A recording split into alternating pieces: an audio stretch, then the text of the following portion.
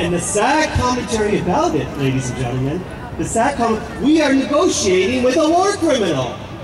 He is indicted for crimes against humanity. And yet what does the international community do? It says, well, let's sign a peace treaty.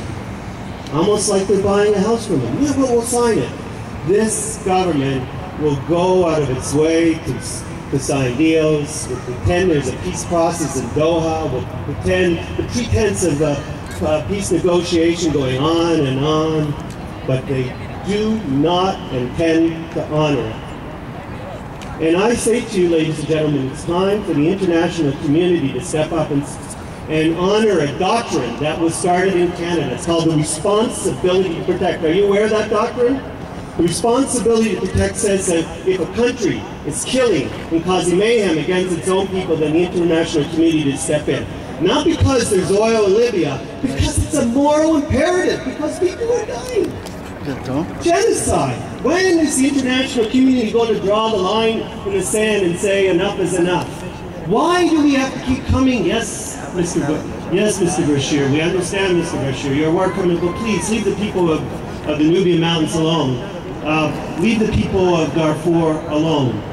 Enough of this. We have to tell the international community this, that humanitarian interests trumps strategic interests. Never mind about oil, because what's flowing in Sudan is not oil, it's blood.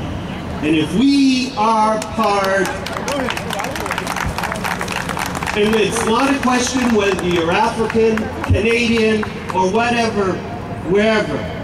It's a matter of one collective, the human race. And it is unacceptable that every few months, every year or two, that we have to have these rallies anymore. The time is for the international community to draw its line in the sand and say to this government, if you are going to continue to commit genocide against your own people, because they did it against the Nubians in the late 80s and early 90s. They did it in Darfur, and they did it against South Sudan, going back since the inception of the country of Sudan.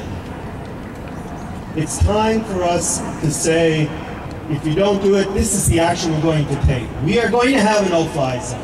We are going to strengthen the international commitment to protect civilians and not stand by.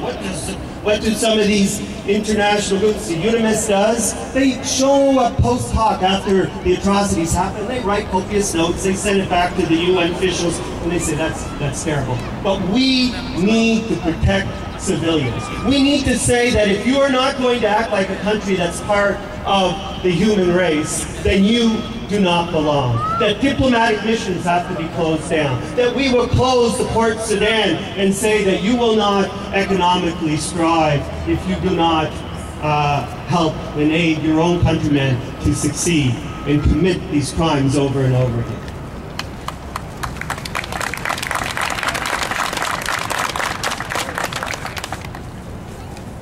Enough of this play to stop continuing on. The international community has to stop the pretense, and it has to step up to the plate, and it starts with our government.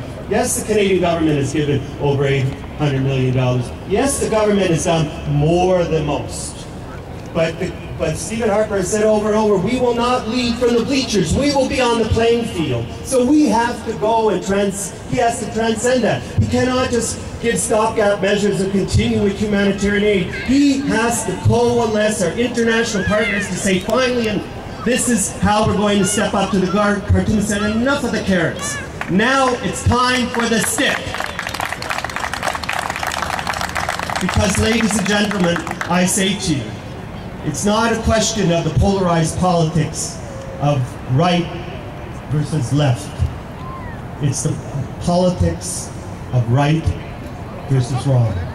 And it's time for Canada, and it's time for the international community to do the right thing and stop the atrocities in Sudan. Thank you.